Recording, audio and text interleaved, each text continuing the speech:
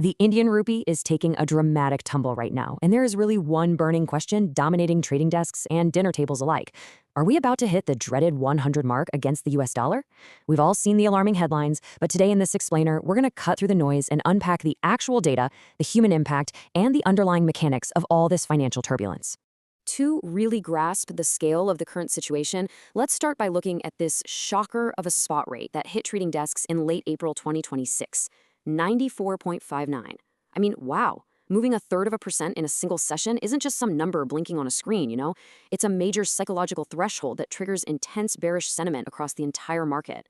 It's no longer just some worst-case hypothetical scenario. It's our lived reality right now. And it triggers very real economic consequences. Now, you might be thinking, well, I don't trade Forex, so how does this affect me? But here's the thing. Currency depreciation acts as a silent, unannounced surcharge on your family. While big institutions obsess over macroeconomics, on the ground, a weaker rupee quietly just drains your savings. It makes everything from your imported electronics to the petrol in your car more expensive. And the craziest part? It happens without a single official tax hike ever being declared.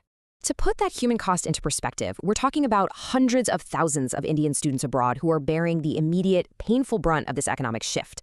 According to the Bureau of Immigration, over 7.6 lakh, that's more than 760,000 Indian students traveled overseas for higher studies in 2024 alone. Because education abroad basically acts as an imported service, when the rupee falls, these students and their families back home suddenly have to shell out significantly more rupees just to buy the exact same educational experience. It's honestly heartbreaking when you hear stories like Sanjana's, a student studying at NYU. When her family originally budgeted for her education at an 83.5 exchange rate, a $1,500 monthly allowance meant a specific lifestyle. Today, that exact same $1,500 costs them almost 10,000 rupees more every single month. As she says, the little comforts are just gone. Daily survival turns into this stressful financial gymnastics routine. Education loans swell, and the principal amounts literally increase in an instant. And hey, it's not just a US dollar problem either. If we look over at Europe, a decade ago, a student in Milan was paying maybe 70 to 80 rupees for a single euro. Today, they're staring down a 105 rupee exchange rate. So whether it's the US dollar, the Canadian dollar, or the euro, the purchasing power for families trying to fund international dreams is shrinking at an incredibly alarming rate. All right, let's move into Section 1, a history of depreciation. So how exactly did we get to this pressure cooker situation? Well, the crucial thing to understand is that this definitely wasn't an overnight crash. It's a generational slide. Way back in 1947, a single US dollar cost just over 3 rupees. By 1966, under heavy pressure from the World Bank, it devalued to 750. Fast forward to 2014, we sat around 61. And today, in 2026, we are blowing right past the 90 mark. If we zoom in on just the data from the last decade, you can clearly see the steady, unrelenting climb of the US dollar against the rupee. We crept from the low 60s in 2014 up into the 70s by 2020, and now we've firmly accelerated into the 90s. It's a stark reminder that while currencies absolutely fluctuate day to day, the long-term trend here has been a structural, deep-rooted depreciation of the rupee. Which brings us to Section 2. Why is the rupee falling? But what exactly are the massive global macroeconomic forces pulling our currency down right now? We can basically boil it down to a perfect storm: surging energy costs, investors aggressively pulling money out of India, and intense geopolitical anxiety. When global uncertainty spikes, investors panic and flee to the safety of the US dollar. And unfortunately, emerging market currencies like the rupee take the hit. Let's focus on oil for a second, because this is absolutely crucial. India imports a massive amount of its crude oil, and we have to pay for that oil in dollars. So an energy shock is devastating. It doesn't just raise your petrol prices at the pump, it structurally widens the national trade deficit. This creates an insatiable institutional hunger for dollars that simply crushes the rupee's value. Okay, on to Section 3, the RBI's Balancing Act. So we have to ask, what on earth is the central bank doing to stop this freefall? Well, as this recent working paper from the National Institute of Bank Management details, there's actually a fascinating tug-of-war happening.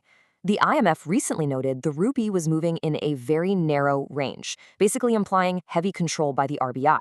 But the RBI firmly pushed back on that, calling the view unjustified and insisting the currency is market-determined. To understand this dynamic, you need to know about the managed float. The RBI relies on this system, meaning they step into the forex market purely to smooth out wild, crazy swings, rather than targeting a specific hard number. They aren't out there trying to artificially peg the rupee at 85 or 90. Instead, if there's a sudden panic or a massive outflow of capital, they step in and supply dollars to the market. It's really all about preventing a chaotic overnight crash, not trying to fight the broader macroeconomic trends. I actually love how the RBI governor put it. He acknowledged that they use their dollar reserves like an umbrella during rainy days. It's a brilliant analogy. When global markets panic and dollars become scarce, they open the umbrella, injecting liquidity to stabilize the system. It's a highly pragmatic approach to weathering global financial storms. Buckeyes, it is pouring out there right now. Market observers note the RBI has already exhausted over $100 billion of that umbrella trying to defend the currency recently. That is a staggering amount of capital to deploy, and it sparks a massive debate. Sure, intervention undoubtedly slows the fall, but that umbrella isn't infinitely large, right? Eventually, you run out of coverage. Which leads us to Section 4, the path to 100? This is the ultimate question dominating market forums today. Are we going to hit 100? Let's dive into the scenarios. The base case basically keeps us in the high 90s, assuming the RBI continues its active defense and India's macro buffers hold steady. But, and it's a big but, if energy prices continue to skyrocket and global supply chains rupture, that worst-case scenario where we see a quick, painful slide to 100 is absolutely on the table.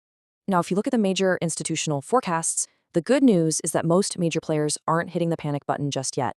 Reuters and Kodatex see resistance in the 96 to 98 range, even under adverse conditions. Bank of America is actually charting a recovery back down to 88 by the end of 2026. So the professional consensus is highly watchful, but they definitely aren't predicting an apocalyptic collapse to 100 tomorrow. Meanwhile, in the corporate world, businesses aren't just sitting around waiting to find out.